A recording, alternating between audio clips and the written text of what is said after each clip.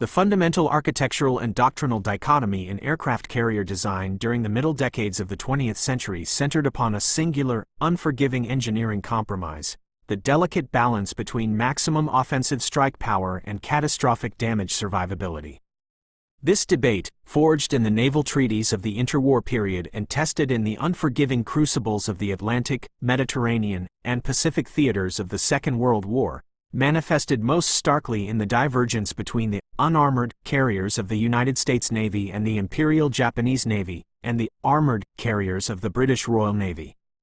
The strategic philosophies that guided these designs were not arbitrary; rather, they were deeply rational responses to the specific geopolitical requirements, geographic realities, and anticipated operational environments of their respective nations. In tracing the evolutionary lineage of these immense floating airfields, one uncovers a profound narrative regarding how military institutions calculate risk, project power, and ultimately fight for survival in the face of unprecedented technological lethality. To comprehend the origins of this divergence, one must first examine the constraints imposed by the Washington Naval Treaty of 1922 and the subsequent London Naval Treaties. These international agreements sought to prevent a ruinous naval arms race by strictly limiting the total tonnage of capital ships and aircraft carriers that the major maritime powers could possess, as well as capping the maximum displacement of individual carrier hulls at 27,000 tons, with minor allowances for experimental or converted vessels. Within these strict mathematical boundaries, naval architects were forced to make agonizing choices. Every ton of steel dedicated to heavy armor plating was a ton that could not be used for aviation fuel storage, spacious hangar decks, massive magazines for aviation ordnance, or the structural accommodations necessary to house and launch a massive air group. The naval architect was trapped in a zero-sum game of displacement. One could build a heavily protected ship that carried few aircraft, or a highly vulnerable ship that could launch a devastating aerial armada. The United States and the United Kingdom, possessing different global empires and strategic anxieties, chose entirely different paths within this treaty framework. The United States Navy, looking outward across the vast, uninterrupted expanses of the Pacific Ocean, formulated a doctrine predicated upon long-range power projection and the absolute primacy of the offensive strike. American strategic planners envisioned a potential conflict with the Empire of Japan as a sprawling, trans-oceanic campaign where fleets would engage across hundreds of miles of open water. In such an environment, land-based aircraft would play a minimal role in fleet-to-fleet engagements, meaning the primary threat to an American carrier would be enemy carrier-based aircraft. The American tactical calculus concluded that the most effective, and perhaps the only reliable, defense against an enemy carrier strike was to launch a heavier, more devastating strike first, destroying the enemy flat tops before they could launch their own squadrons. This offensive mindset birthed the concept that the best defense is a good offense. To achieve this, American carriers required the absolute maximum number of aircraft possible. This philosophy directly dictated the physical architecture of the legendary Yorktown and Essex classes of fleet carriers. To maximize aircraft capacity while remaining within treaty limits, American designers opted for an unarmored flight deck. In these ships, the main structural strength deck, the heavy steel spine that held the ship together in heavy seas, was the hangar deck itself. The flight deck, constructed of teak or Douglas fir planking laid over a relatively light steel framework, was essentially a massive superstructure built on top of the hull. This design choice yielded massive dividends in strike power. The American hangars were cavernous, open spaces, often featuring large roller doors along the sides that allowed for natural ventilation and permitted aircraft engine warm-ups inside the hangar. Furthermore, the United States Navy pioneered the operational concept of the deck park, permanently storing and maintaining a large portion of the air group directly on the open flight deck, utilizing outriggers to hang the tails of aircraft over the water to save space. Consequently, an American Essex-class carrier, displacing roughly 27,000 tons standard, could operate an astonishing air group of 90 to 100 aircraft. This provided the American fleet commanders with a crushing numerical superiority, allowing them to launch massive, coordinated strikes composed of fighters, dive bombers, and torpedo bombers simultaneously. Conversely, the British Royal Navy faced an entirely different strategic paradigm. Britain's naval commitments were heavily concentrated in the narrow, constrained waters of the North Sea, the English Channel, and the Mediterranean Sea. In these theaters, the Royal Navy would be forced to operate within the operational radius of hostile, land-based air forces, specifically the German Luftwaffe and the Italian Regia Aeronautica. British planners correctly deduced that their carriers would be subjected to relentless, heavy bombardment from land-based dive bombers and level bombers, often without the luxury of early warning or the ability to launch a preemptive strike against the airfields from which they originated. In this claustrophobic maritime environment, dodging attacks was not a viable long-term strategy, and throwing up a combat air patrol of a few fighters would not be sufficient to stop a massed land-based raid. The British concluded that their carriers must be designed to absorb direct hits from heavy armor-piercing bombs and continue to function, or at the very least, survive to return to port. This requirement for absolute resilience led the Royal Navy to design the illustrious class aircraft carriers, introducing the revolutionary concept of the armored box. Unlike their American counterparts, the British designers made the flight deck the main structural strength deck of the ship. They armored this flight deck with 3 inches of hardened steel, capable of defeating a 1,000-pound armor-piercing bomb dropped from 7,000 feet, or a 500-pound bomb dropped from any altitude. The sides of the hangar were armored with 4.5 inches of steel, and the deck below the hangar was armored to prevent any shrapnel from reaching the ship's vital magazines and machinery spaces. This created a heavily protected, enclosed citadel designed to keep the most devastating explosive forces entirely outside the ship's internal volume. However, the penalty for this immense weight of steel situated so high above the ship's waterline was severe. To maintain stability and prevent the ship from capsizing in heavy seas, the hangar height had to be significantly restricted, and the ship was limited to a single, relatively narrow hangar deck. The resulting sacrifice in strike power was staggering. The original Illustrious class carriers, despite displacing roughly the same tonnage as an American Yorktown-class carrier, carried a paltry air group of only 36 aircraft. They were completely reliant on this tiny air group for both strike and defense, a number so small that it severely limited the ship's ability to project offensive power against land targets or enemy fleets. Furthermore, the enclosed nature of the armored hangar created immense operational difficulties. The thick steel walls prevented natural ventilation, making the hangar incredibly dangerous in the event of an aviation fuel spill or fume buildup. Aircraft could not run their engines inside the hangar, severely complicating the process of preparing a strike package. The Royal Navy also initially rejected the concept of the open-air deck park, viewing the harsh, corrosive weather of the North Sea and the North Atlantic as too detrimental to the delicate canvas, wood, and metal structures of the era's aircraft. Thus, the British carrier was a brilliant masterpiece of defensive engineering, but a fundamentally crippled offensive weapon compared to its Pacific counterparts. The Imperial Japanese Navy, during the interwar period and the early stages of the Pacific War, adopted a carrier design philosophy that closely mirrored that of the United States. The legendary Kido Butai, the first air fleet that executed the attack on Pearl Harbor, was composed of large, fast fleet carriers like the Akagi, Kaga, Hiryu, Soryu, Shokaku, and Zuikaku. These vessels featured unarmored wooden flight decks and enclosed hangars built above the main strength deck. The Japanese prioritized aircraft capacity, extreme speed, and long operational range. Their naval aviation doctrine was arguably the most offensive-minded in the world, prioritizing massive, meticulously coordinated strikes involving hundreds of aircraft designed to overwhelm enemy defenses in a single, annihilating blow. The Japanese did not invest heavily in defensive architecture, believing, much like the Americans, that a successful preemptive strike negated the need for heavy armor.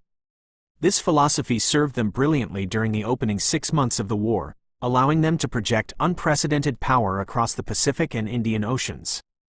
The ultimate test of these divergent philosophies occurred when the theoretical blueprints met the terrifying reality of high-explosive ordnance in combat.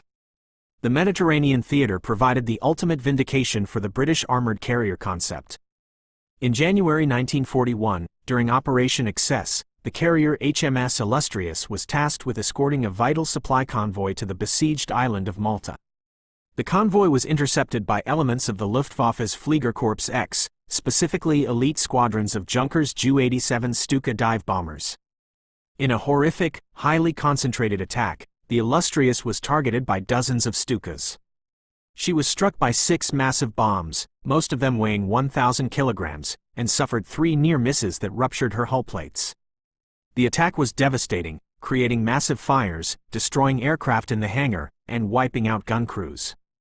However, the 3-inch armored flight deck largely performed exactly as designed. While the armor was penetrated in a few localized areas, the armored box prevented the horrific, cascading internal explosions that would have inevitably doomed a lesser ship. The structural integrity of the hull was maintained, the vital machinery spaces remained intact, and the carrier, despite massive casualties and a raging inferno, was able to limp into the harbor at Malta, survive further bombings while in dry dock, and eventually sail to the United States for permanent repairs. Had an American or Japanese unarmored carrier absorbed that same volume of high explosive, it is a near mathematical certainty that the vessel would have been reduced to a burning, sinking wreck within minutes. The extreme vulnerability of the unarmored flight deck was tragically demonstrated time and again in the Pacific War. The Battle of Midway in June 1942 serves as the most iconic example of the fragility of the offensive-minded carrier. The Japanese Kido Butai, caught at a vulnerable moment while rearming and refueling their aircraft in their enclosed hangars, was struck by a relatively small number of American SBD Dauntless dive bombers. The American bombs easily punched through the unarmored wooden flight decks of the Akagi, Kaga, and Soryu, detonating deep inside the crowded hangar decks. The resulting explosions ignited the heavily fueled and armed Japanese aircraft, creating a chain reaction of secondary explosions that transformed the hangars into blast furnaces. The lack of heavy armor meant that a single well-placed bomb could, and did, destroy a massive fleet carrier. The Hiryu suffered a similar fate later that afternoon. The American carriers were equally vulnerable. At the Battle of the Coral Sea, the USS Lexington was lost due to uncontrollable aviation fuel vapor explosions following torpedo and bomb hits. At Midway, the USS Yorktown was severely damaged by dive bombers, and later sunk by a submarine while attempting to be salvaged. The USS Wasp and USS Hornet were also lost in the grueling Guadalcanal campaign due to torpedoes and bombs penetrating their unarmored hulls and starting uncontrollable fires. These early Pacific battles proved that the unarmored carrier was essentially an eggshell armed with a sledgehammer. Whoever landed the first blow usually won the engagement, and the loser was entirely destroyed. However, the American philosophy of overwhelming strike power also won the Battle of Midway. The massive aircraft capacity of the American carriers allowed them to absorb severe losses among their torpedo bomber squadrons while still delivering a fatal blow with their dive bombers. The ability to launch a high volume of aircraft proved to be the decisive factor in the strategic victory that turned the tide of the Pacific War. The Americans accepted the vulnerability of their ships as a necessary cost of doing business in a war where the absolute destruction of the enemy fleet was the only path to victory. As the war progressed into 1944 and 1945, the nature of naval warfare underwent a terrifying evolution with the introduction of the Japanese kamikaze tactic. The deliberate crashing of an aircraft, heavily laden with fuel and explosives, into the flight deck of an aircraft carrier presented an entirely new kinetic and incendiary threat. It was against the kamikaze that the final, most visceral comparison between the armored and unarmored carrier doctrines would be drawn. By 1945, the British Pacific Fleet, designated Task Force 57, was operating alongside the massive American fast carrier task forces off the islands of Okinawa and Japan. The British fleet included armored carriers such as HMS Formidable, HMS Victorious, HMS Indomitable, and the newer HMS Indefatigable.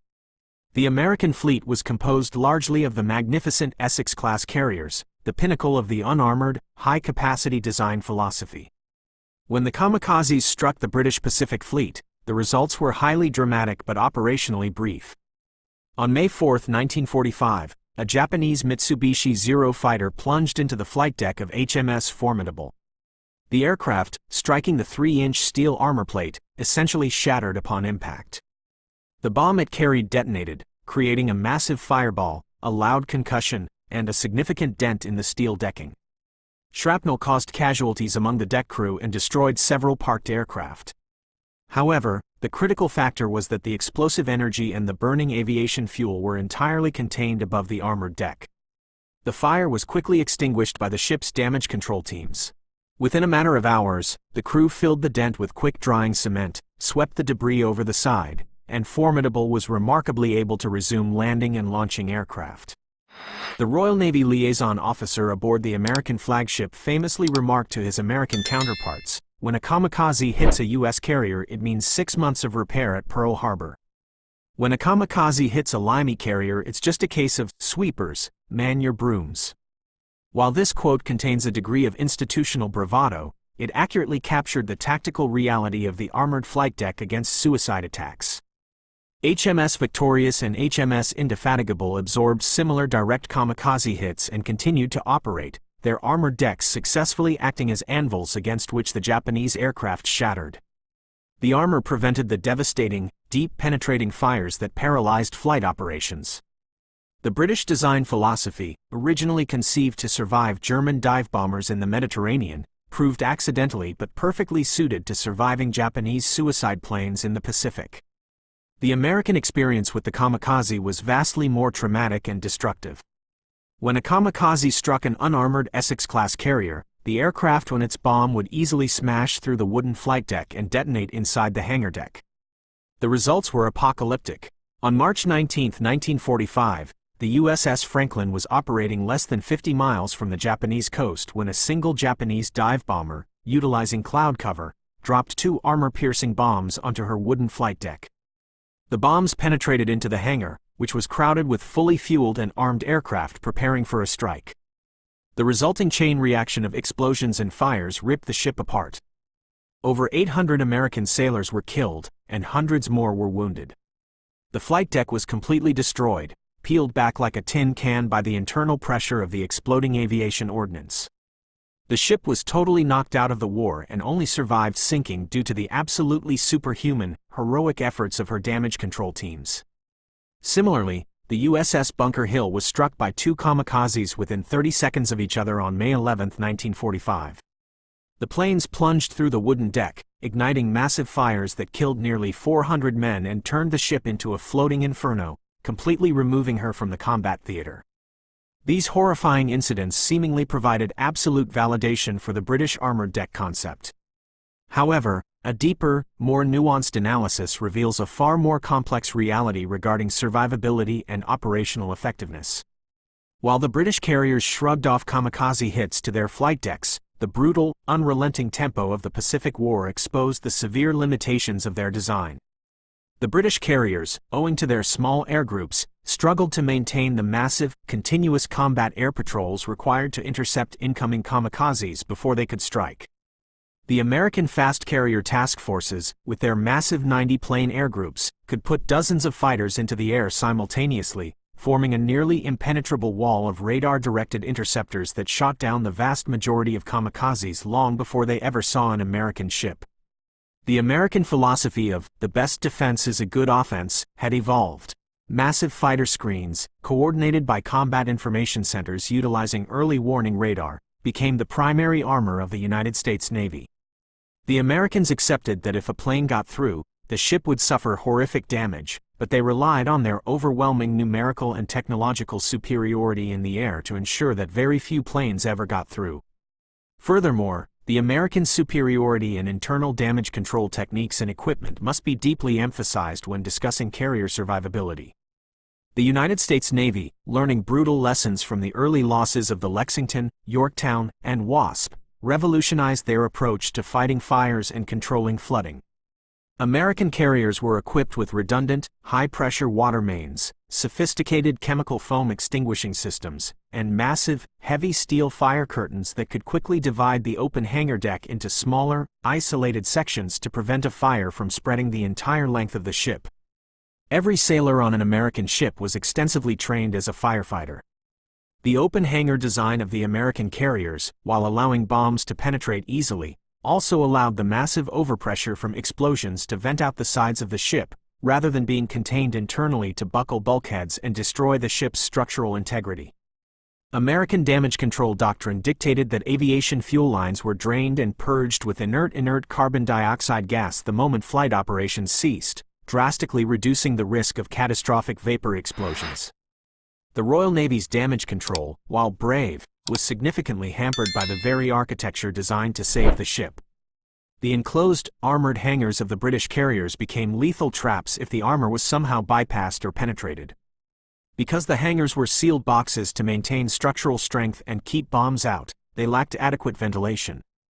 If an aircraft caught fire in a British hangar, the heat and smoke could not escape, turning the enclosed space into an oven that melted aluminum aircraft frames and suffocated damage control parties. Furthermore, because the British relied so heavily on the armored flight deck to prevent damage from occurring in the first place, their internal firefighting systems and protocols were arguably less sophisticated than those developed by the Americans, who accepted that their hangar decks would inevitably become battlegrounds. The British structural approach to survivability was elegant and largely effective against overhead threats, but it created secondary hazards that severely complicated internal damage control efforts. The operational and logistical impacts of the differing airgroup sizes cannot be overstated when analyzing the overall effectiveness of these vessels in winning the war. The immense strike power of the American carriers allowed them to utterly destroy the Japanese naval aviation forces at the Battle of the Philippine Sea, known as the Great Marianas Turkey Shoot, and subsequently annihilate the remaining Japanese surface fleet at the Battle of Leyte Gulf.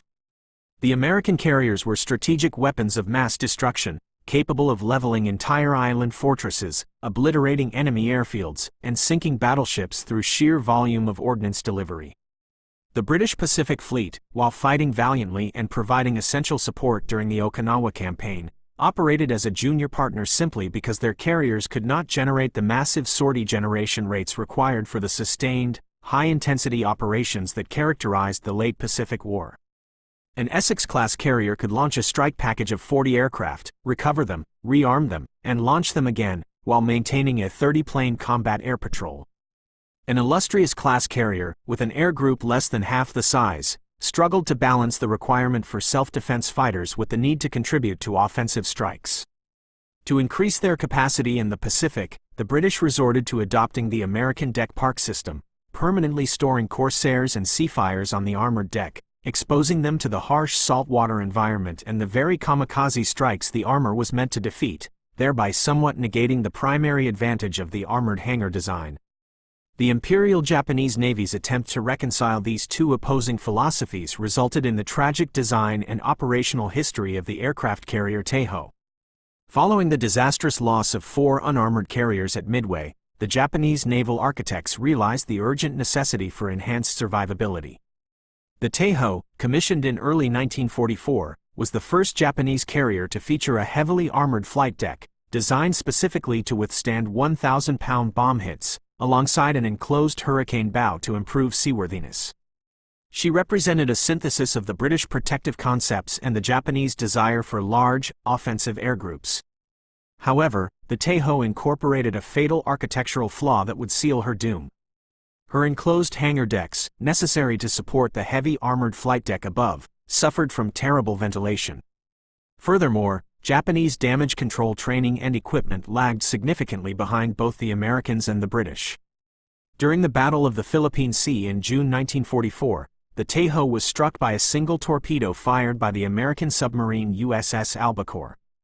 The torpedo hit ruptured aviation fuel tanks in the lower hull.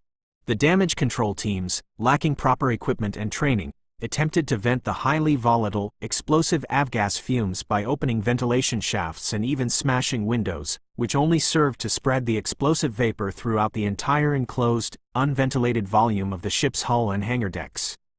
When a spark inevitably ignited the fumes, the resulting catastrophic internal explosion literally blew the armored flight deck off the ship, buckling the hull and sinking the pride of the Japanese fleet in a matter of hours.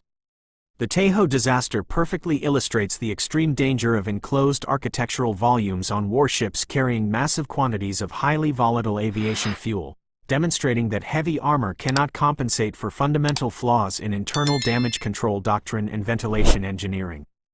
As the Second World War concluded and the Cold War dawned, the debate between the unarmored and armored carrier philosophies underwent a final, definitive evolution, driven by the advent of jet aircraft and the specter of nuclear weapons. The United States Navy, deeply shaken by the horrific damage inflicted by the kamikazes, recognized that the unarmored wooden flight deck was no longer a viable design for a frontline warship. The immense weight, high landing speeds, and intense jet exhaust temperatures of the new generation of jet fighters required a stronger, heat-resistant, and significantly more durable flight deck. The immediate post-war American response was the Midway-class aircraft carriers.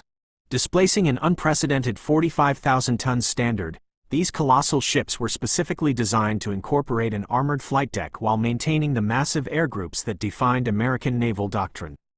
However, the Midway class retained the fundamental American architectural layout where the hangar deck remained the primary strength deck, with the armored flight deck built as a heavy superstructure on top. This resulted in ships that were notoriously top-heavy, prone to violent rolling in heavy seas, and functionally wet, struggling to maintain flight operations in poor weather conditions. The ultimate resolution to the survivability versus strike power dichotomy arrived in the 1950s with the design and construction of the Forrestal-class supercarriers. These vessels, which laid the foundational architectural blueprint for all modern United States Navy nuclear-powered aircraft carriers up to the current Gerald R. Ford class, represented a brilliant, harmonious synthesis of the best elements of both the British and American wartime philosophies. The naval architects of the supercarrier era recognized that the massive size of the new vessels, displacing over 60,000 tons, allowed them to finally integrate the armored flight deck directly into the main structural strength hull of the ship, exactly as the British had done with the Illustrious class, without sacrificing internal volume. The supercarriers featured a massive, heavily armored, continuous steel flight deck that served as the primary load-bearing spine of the warship, providing unparalleled structural rigidity and protection against overhead threats. Simultaneously, the immense displacement and beam of the hull allowed for cavernous, highly compartmentalized hangar decks capable of accommodating massive air groups of over 80 large jet aircraft, thereby retaining the overwhelming offensive strike power that had won the Pacific War. Furthermore, the introduction of the angled flight deck and the deck edge elevator, innovations heavily pioneered by the British Royal Navy post-war, allowed the supercarriers to operate without the dangerous, enclosed, structural internal elevators that had weakened the flight decks of earlier designs. The modern supercarrier is, in essence, the ultimate armored carrier, possessing a flight deck capable of withstanding the immense kinetic forces of landing 30-ton jets and absorbing significant battle damage, while simultaneously functioning as the most powerful, high-capacity offensive mobile airfield ever conceived. The historical debate was not won by either the unarmored or the armored faction exclusively. Rather, it was resolved through a massive increase in overall ship displacement and revolutionary advancements in metallurgical engineering and naval architecture, allowing modern navies to achieve maximum survivability without compromising an ounce of catastrophic strike power. The legacy of the shattered wooden decks of the Franklin and the dented steel plates of the Formidable lives on in the DNA of every modern flat top that patrols the global oceans today, a silent testament to the agonizing, bloody engineering compromises forged in the fires of the greatest naval conflict in human history.